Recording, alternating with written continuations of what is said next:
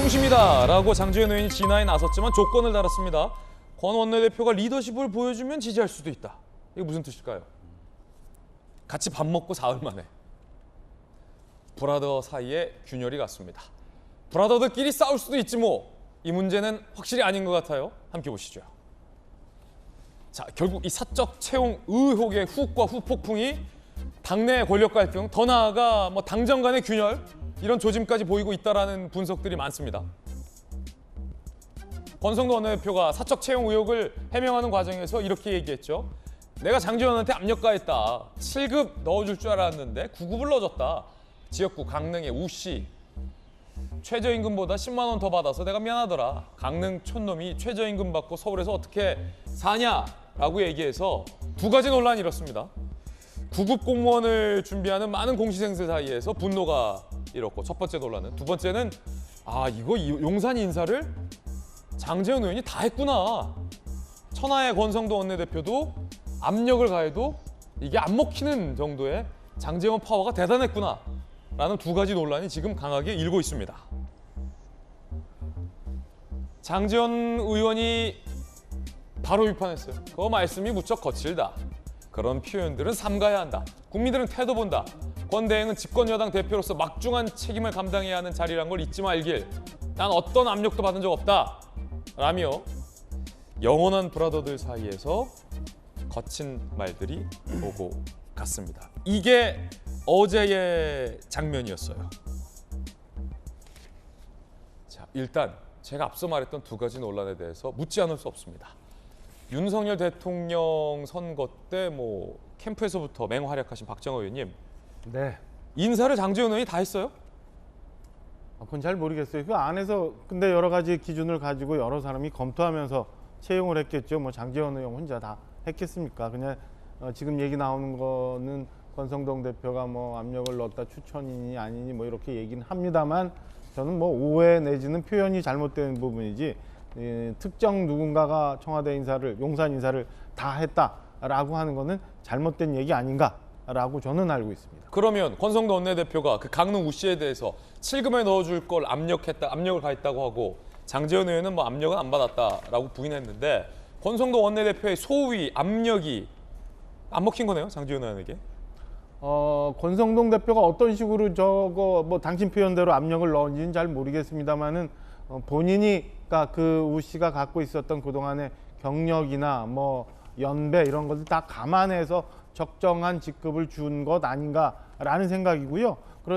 그런 면에서 보면 권 대표께서는 추천 내지는 압력이라고 얘기는 했습니다만은 그게 안에서 적정한 판단 기준에 따라서 진행이 됐지, 저게 먹혔다 안 먹혔다 이렇게 표현할 일은 저는 아니라고 보여집니다. 권성도 원내대표가 표현을 잘못했다. 권 대표가 이 건에 대해서, 최소한 이 건에 대해서는 굉장히 투박하게 표현하신 건 맞지요.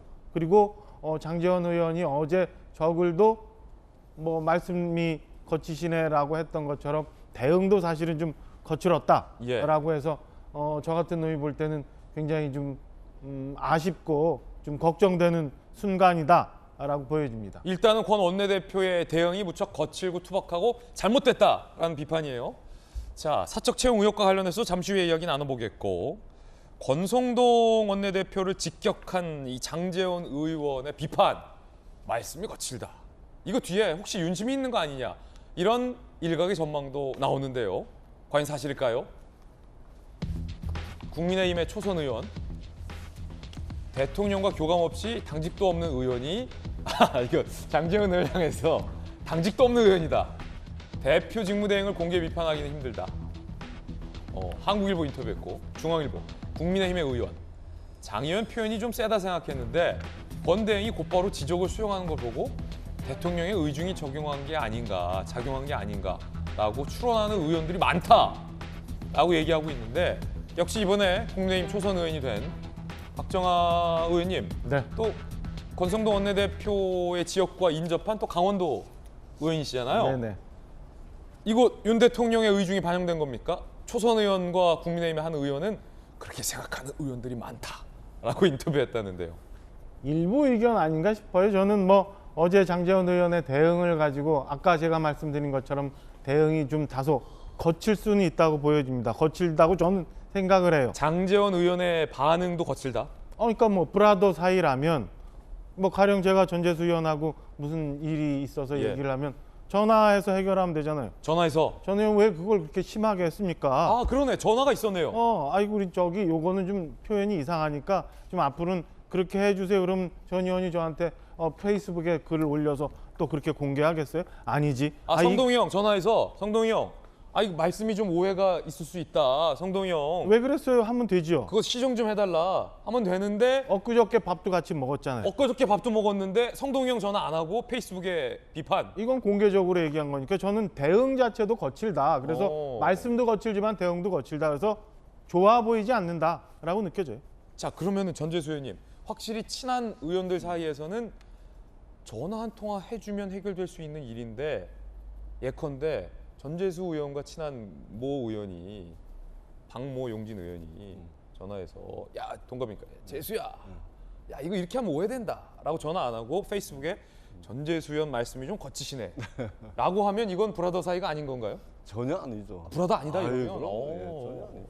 브라더가 아닌 걸로. 예, 친한 사이에 이 글을 쓴다는 것은 예. 특히 요즘 SNS에 글을 쓴다는 것은 관계가 공식적인 관계입니다. 아하. 그러니까 이게 한 번 형제는 영원한 형제다. 이게 권성동, 장제원 의원 사이에 서로 왔다 갔다 했던 이야기인데 예. 한 번 형제는 영원한 형제라는 이야기를 정치권에서 쓰는 것도 좀 이상하고 무슨 뭐 어두운 세계에서 뭐 활동하는 사람들이 아니잖아요. 뭐 한 번 형제는 영원한 형제.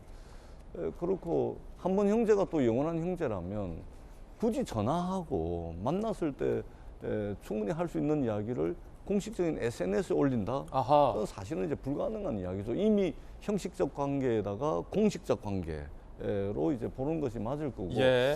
사실은 이제 집권 여당의 권력의 향배가 어디로 향해 가고 있는지를 정치하는 사람들은 관심이 있을지는 몰라도 사실은 이걸 지켜보는 국민들은 별 관심 없습니다. 예. 빨리 좀 집권 여당이 권력 다툼 좀 그만하고 우리가 직면하고 있는 여러 가지 어려운 점들에 대해서 좀 국민들의 지혜를 네. 모으고 정치권의 에너지를 모아야 될 그런 시점이다라는 측면에서 좀 아쉽다 이 말씀을 드립니다. 두 분의 지적이 상당히 예리한 게 정말 브라더 형제 사이는 전화를 하거나 만나서 오해를 풀지 페이스북에 공개 저격하지는 않는다. 이건 장제원 의원이 적어도 권성도 원내대표에 대해서 이 장면만 놓고 보면 영원한 형제와는 좀 거리가 먼 장면 같다. 그럼 박정하 의원은 장제원 의원의 이 공개 저격에 윤심이 반영 안 됐다 이렇게 보는 거죠? 저는 그렇게 봐요. 이게 뭐 대한민국 대통령이 이렇게 한가한 거 아니잖아요. 엄청나게 지금 우리를 둘러싸고 있는 일들이 많은데 저런 건 가지고 뭐 권성동 대표가 잘못 대응을 했기 때문에 저거에 대해서 공개적으로 무슨 문제를 삼아라. 대통령이 그런 것까지 지시하나요?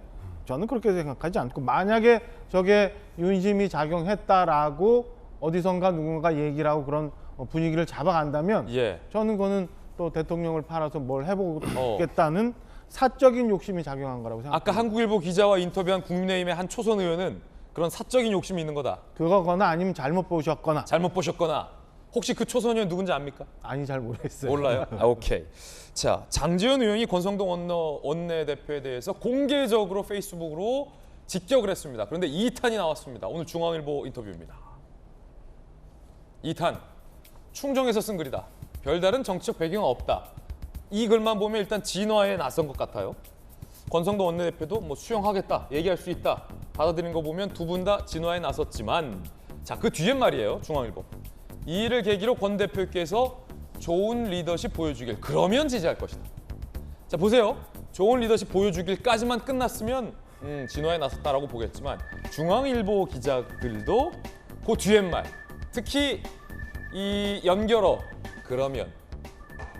그러면이라는 건 이게 조건부 연결어거든요. 그렇지 않으면 지지 안 하겠다는 거냐? 중앙일보 기자 이렇게 의문 제기하고 있어요. 읽는 저희들도 그러면 지지할 것이다. 아 형제지간에? 황삼형. 네. 이거 어떻게 보세요? 그러면 지지할 것이다. 아니, 그러니까 지금은 지지하지 않는다는 거예요.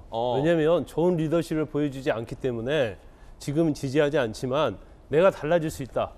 네가 좋은 리더십을 보여줘라. 그러면 다시 옛날 브라더로 돌아가서 지지를 할 것이다 이런 얘기예요. 그런데 이제 우리가 이제 브라더라고 하는 것은요, 이제 여러 가지 의미가 있어요. 이제 피를 나는 브라더가 진정한 브라더죠. 브라더. 그다음에 어떤 어릴 때부터 예. 계속 같이 지내고 그러다 보니까 같은 생각을 갖고 있고 추억이 같아요. 그러면 그런 브라더는 쉽게 깨지지 않아요. 그렇죠. 근데 이제 장제원 의원하고 이제 권성동 대표 브라더는 권력이 한 브라더단 말이에요. 같이 정치를 하면서 이제 우리가 사회에서 만난 형 이런 얘기 많이 하잖아요. 예. 그런 형은 이제 이해관계에서 얼마든지 깨질 수 있다 이렇게 봐요. 그래서 저는 아마 권성동 대표하고 그 다음에 장제원 의원 사이의 브라더는 어디까지냐면 우리 이준석 대표가 징계를 당한 전후로 나눠진다고 해요. 그러니까 그 전에는 브라더였어요. 예. 근데 이준석 대표 징계 후에 그러면 당을 어떻게 할 것이냐? 새로 전당대회 할 것이냐? 아니면 권한대행 체제로 갈 것이냐? 이거 가지고 이견이 있는 거죠. 그러다 보니까 거기서부터 이제 브라더 관계는 이제 쉽게 깨졌다 이렇게 생각을 하고요. 그런데 우리가 지금 항상 어떤 정부가 들어서면 실세라는 사람들이 언론에 많이 입방에 오르죠. 근데 사실 권 대표랄지 아니면 장제원 의원도 실세가 아니라는 말을 하고 있지 않아요. 예. 그러면 우리가 가까이 보면 박근혜 대표 때 진박, 친박 예. 엄청나게 문제를 일으켰잖아요. 또 문재인 정부에 있어서 조국을 비롯한 친세력들 이런 사람들 사실은 정권을 흔들어 놓고 정권의 지지도를 갉아먹고 있는 거예요. 그리고 말로를 보면 그렇게 좋지도 않아요.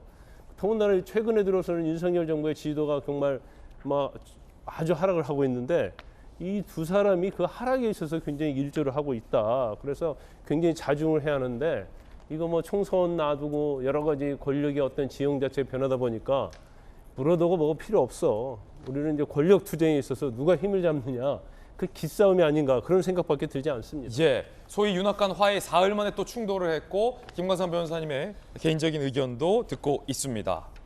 물론 장제원 의원은 충정에서 쓴 글이다라고 이야기하고 있다는 말씀도 거듭 드리고요. 이 같은 장제원 의원의 인터뷰에 대해서 권성동 원내대표가 이렇게 얘기했습니다.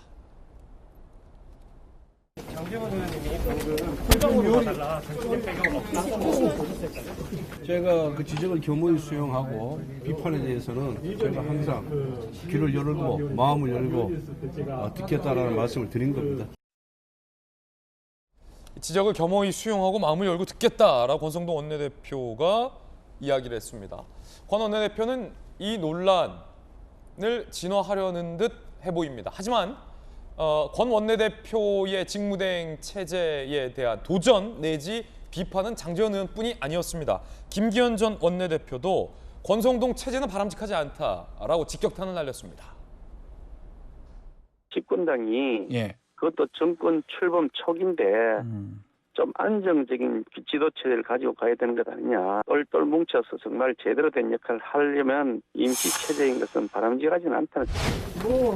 그런데 이미 의원총회에서 결론이 났기 때문에 그 부분 다 도움이 되지 않을까 싶습니다. 브라더였던 장제원 의원의 리더십에 대한 비판, 흔들기에 이어서 김기현 전 원내대표까지 임시 체제는 바람직하지 않다. 돌려 말하면 권성동 현 직무대행 체제는 마땅치 않다라는 비판이 이어지고 있는 겁니다.